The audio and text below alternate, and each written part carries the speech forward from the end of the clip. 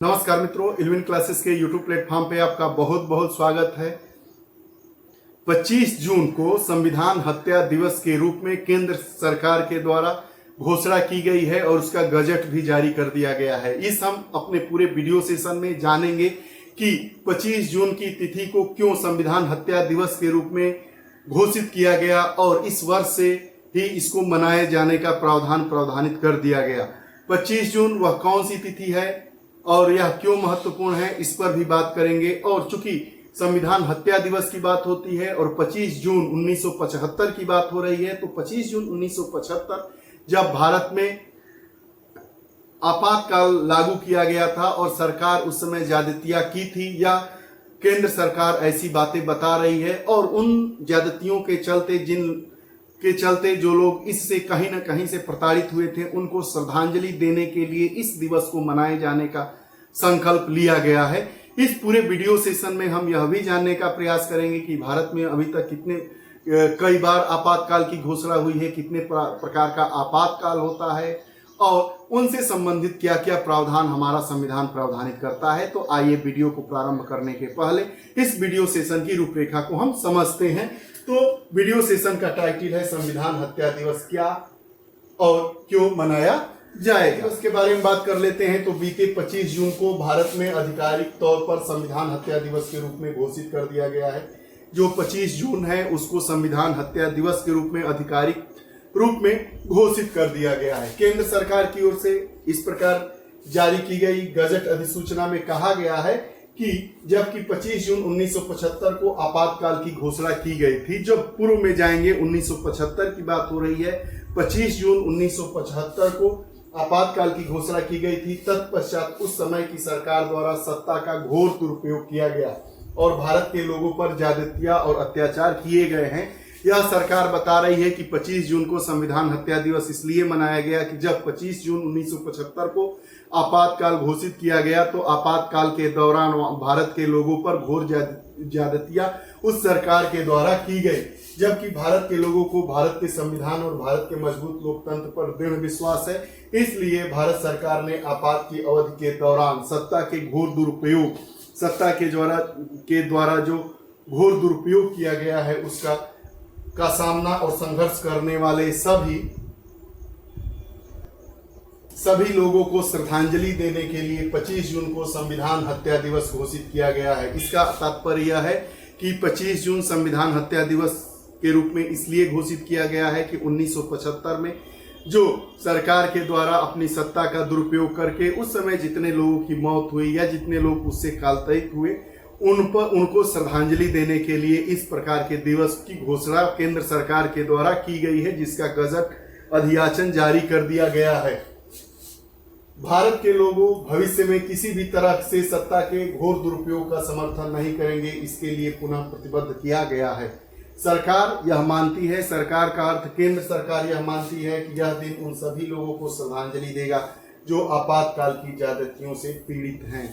आपातकाल की ज्यादतियों से जो लोग पीड़ित थे, यह दिन उन लोगों को श्रद्धांजलि देगा। ही नहीं खत्म होती है, साथ ही यह नागरिकों को उनके अधिकारों और लोकतंत्र की रक्षा में संविधान के महत्व के बारे में शिक्षित करने का एक साधन है कि अगर आप संविधान के बारे में जानते, संविधान के रूप में शिक्षित होते, तो आप पर जो उस समय की सत्ताधारी सरकार थी उसके द्वारा जो ज्यादतियां की गई थी वह न की गई होती। लेकिन भविष्य में भी अगर कोई ऐसी सरकार है या सरकार आएगी और अगर इस प्रकार की ज्यादतियां करेगी तो हम संविधान के बारे में जानेंगे, संविधान हमें शिक्षित करेगा और हम उसके खिलाफ कानूनी लड़ाई लड़ेंगे जो हमारे संविधान ने, हमारे भारतीय कानून ने हमको दिया है। आपातकाल की ऐतिहासिक पृष्ठभूमि के बारे में आइए बात करते हैं। तो आपातकाल की जो अवधि थी 25 जून 1975 से 21 मार्च 1977 तक थी। लगभग 2 वर्षों तक यह आपातकाल की स्थिति पूरे भारतवर्ष में थी, जबकि तत्कालीन प्रधानमंत्री इंदिरा गांधी की सरकार ने देश में महत्वपूर्ण कार्यकारी और विधायी परिवर्तन लागू करने के लिए संविधान में विशेष प्रावधानों का उपयोग किया था। इस 2 वर्षों के कार्यकाल के दौरान ही इंदिरा गांधी जो उस समय प्रधानमंत्री थी, अर्थात इंदिरा गांधी की सरकार ने संविधान में परिवर्तन करने के लिए कुछ संशोधन किए थे, उसी की बात बता रहा है। बता दें कि भारत में अब तक 3 बार राष्ट्रीय आपातकाल की घोषणा हुई है। भारत में अभी तक 3 बार राष्ट्रीय आपातकाल की घोषणा की गई है। 25 जून 1975 उन्हीं दिवसों में से एक दिवस था। जब आपातकाल भारत में लागू हुआ तो 1962 से 68 तक 6 वर्षों तक आपातकाल रहा। जब भारत चीन युद्ध के दौरान जब भारत चीन युद्ध हुआ था 1962 में, तो वर्ष 1962 से 1968 तक आपातकाल की स्थिति भारत में थी, अर्थात आपातकाल लागू था। दूसरी बार 1971 में भारत पाकिस्तान युद्ध के दौरान आपातकाल लागू हुआ और तीसरी बार 25 जून 1975 से मार्च 1977 तक राजनीतिक अस्थिरता के कारण भारत में आपातकाल लागू रहा। ये रहा भारत में कितनी बार आपातकाल लागू हुआ और उसके क्यों और क्या कारण रहे। हमारा संविधान मतलब भारत का संविधान आपातकालीन से जुड़े प्रावधानों के बारे में क्या क्या बातें बताता है। तो हमारा संविधान का 3 अनुच्छेद है, अनुच्छेद 352, 356 और 360। तो आइए एक एक करके अनुच्छेदों के बारे में बात कर लेंगे। अनुच्छेद 352 जो है वो आपातकाल की घोषणा करता है और अनुच्छेद 353 जो है वह आपातकाल की घोषणा का प्रभाव क्या पड़ेगा उस पर बात करता है। 353 आपातकाल की घोषणा करेगा, 352 और 353 आपातकाल की घोषणा का क्या क्या प्रभाव होगा उसके बारे में बताया गया है। वहीं अनुच्छेद 354 यह बताता है कि आपातकाल की घोषणा के लागू रहने के दौरान राजस्व के वितरण से संबंधित प्रावधानों का अनुप्रयोग किसके द्वारा किया जाएगा। वहीं अनुच्छेद 355 इस बात के लिए जिम्मेदार है कि बाह्य आक्रमण और आंतरिक अशांति से राज्यों की रक्षा करने का संघ का कर्तव्य होगा। यह अनुच्छेद इसलिए बताया जा रहा है कि आगामी परीक्षाओं में मिलान करने के लिए भी यह निश्चित तौर पर आएगा, तो इसलिए हमने अनुच्छेद 352 को जाना, 53 को जाना, 54 को जाना और 55 को भी जाना। 356 यह दूसरे प्रकार का आपातकाल है जो राज्यों में संवैधानिक तंत्र की विफलता के मामले में आपातकाल की बात करता है। वहीं 357 अनुच्छेद 357 यह कहता है कि अनुच्छेद 356 के तहत जारी उद्घोषणा के तहत विधायी शक्तियों का प्रयोग कौन करेगा। अर्थात अनुच्छेद 356 के तहत अगर आपातकाल की स्थिति बनी हुई है तो हमारा अनुच्छेद 357 यह कहता है कि उस समय विधायी शक्तियों का प्रयोग कौन करेगा। अर्थात जो विधि है, कानून है और कानून के द्वारा जो शक्तियां हमें प्राप्त है, हमारा संविधान दिया है, तो उसका प्रयोग कौन करेगा यह हमारा अनुच्छेद 357 बताता है। वहीं अनुच्छेद 358 किस चीज की बात करता है। 358 यह कहता है कि आपातकाल के दौरान अनुच्छेद 19 के प्रावधानों का निलंबन हो जाएगा।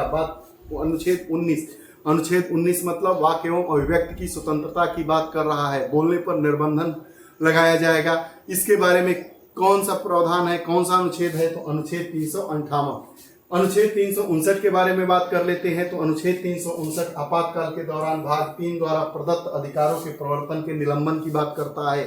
हम जानते हैं कि भाग 3 संविधान के भाग 3 अर्थात मूल अधिकारों की बात करता है। तो जब आपातकाल की स्थिति होती है तो हमारे केवल अनुच्छेद 20 और 21 के अलावा सभी प्रकार के मूल अधिकार जो होते हैं उसको निलंबित कर दिए जाते हैं। अर्थात निलंबन से अभिप्राय यह है कि हम अपने मूल अधिकारों का हनन होने पर ये हाई कोर्ट और सुप्रीम कोर्ट की शरण में नहीं जा सकते हैं और न ही वह उस दरमियान मतलब उस आपातकाल के दरमियान वह हम पर किसी प्रकार के रिट को जारी कर सकता है या सरकार को यह बता सकता है, निर्देश दे सकता है कि आप इस प्रकार के जो कानून हैं उनको तुरंत बर्खास्त करें या रोकें। तो जो हमारा अनुच्छेद है, अनुच्छेद 356 के तहत अगर आपातकाल की स्थिति लागू है तो हमारा अनुच्छेद 359 यह कहता है कि आपातकाल के दौरान जो हमारे मूल अधिकार हैं उनके प्रवर्तन का निलंबन कर दिया जाएगा। प्रकार का आपातकाल है भारत में अभी अनुच्छेद 360 अर्थात वित्तीय आपातकाल की स्थिति नहीं आई है। 1991 में यह स्थिति आने वाली थी लेकिन स्थितियां टल गई। अर्थात भारत में अभी तक अनुच्छेद 352 के तहत और अनुच्छेद 356 के तहत ही आपातकाल लगाए गए हैं। 360 अर्थात वित्तीय आपात अभी भारत में लागू नहीं हुआ है। अनुच्छेद 360 वित्तीय आपातकाल के बारे में बात करता है। वित्तीय आपातकाल के संबंध में यह प्रावधान प्रावधानिक करता है। ये रहा पूरा मामला। संविधान हत्या दिवस क्यों मनाया जाएगा, उसके पीछे की क्या प्रासंगिकता है, इन सभी पहलुओं को हमने बखूबी जाना। आपको यह हमारा वीडियो सेशन कैसा लगता है कमेंट बॉक्स में जरूर बताइएगा। पुनः ऐसी ही वीडियो सेशन के साथ हम उपस्थित होते रहेंगे। बहुत बहुत धन्यवाद। नमस्कार।